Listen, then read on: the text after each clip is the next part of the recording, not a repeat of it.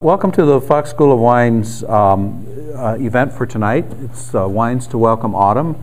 Autumn's a time when there's transition from all the wonderful fresh vegetables and fruits of summer to more sturdy kinds of foods. Maybe it would be a roasted chicken with some rosemary and lemon under the skin, nicely roasted for you. It could be a nice little pork loin roasted with some sweet potato, and wines that go with those sort of transitional foods. We're not talking about a daube from the southern part of France, some heavy, rich, all night lasting kind of meal, but just a good full meal. These wines, I think all of them would go well with that kind of food. The first wine that we had tonight was this Moulin-à-Vent from Potel-Aviron. It's a 2012.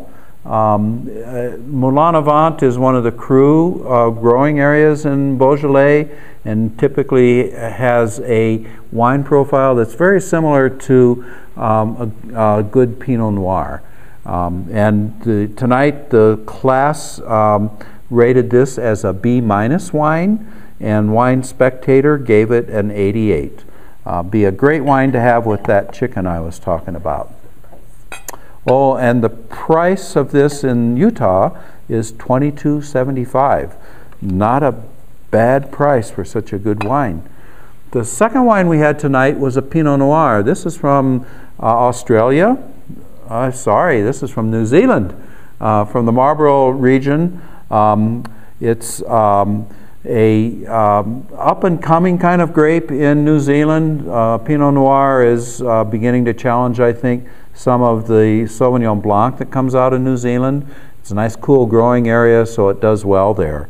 Tonight, the class gave this a B+. The International Wine Cellar gave it an 88. In the stores in Utah, this sells for $24.99. Again, a pretty good value, and the same kind of wine that would go with those lighter transitional foods. The third wine we had tonight was a Pinotage from South Africa. We had a lot of wine tonight from the Southern Cross. The Neil Ellis Pinotage 2011. Pinotage, just as an aside, is a crossing between Pinot Noir and Cinsault. And I learned tonight that Cinsault actually had a name earlier, Hermitage. There's an Hermitage in the Rhone Valley growing area, and Cinsault must have grown well there, picked up that name. When it went to South Africa, crossed, it got Pinotage. Pinotage tonight was from Neil Ellis. It's a 2011, and the class gave it an A-. It was the highest graded wine tonight. It has not been rated yet by any of the rating magazines or websites, but when it does get rated, it typically scores in the upper 80s, lower 90s. In the state store here, this is a good value. It's $16.68. Among the wines tonight, we discovered that this was the fullest bodied wine, by the way. The fourth wine we had was also from the Southern Cross. This one was from Australia. It's from the Hewitson vineyards. Dean Hewitson's the owner. It's named Miss Harry. It's named after his wife, Harriet. This is a blend, very typical of the southern Rhone, the southern France area. It's Grenache, Syrah, Mourvedre, the GSM grapes, and then also some Cinsault and some Carignan. Just a little bit of each of those. It was a wine that the class thought well of, but not as highly as some of the others. They gave it a C+. The Australian wine writer, James Halliday, who writes a lot about Australian wines, gave this a 91. In the state stores in Utah, this comes, costs $19.99.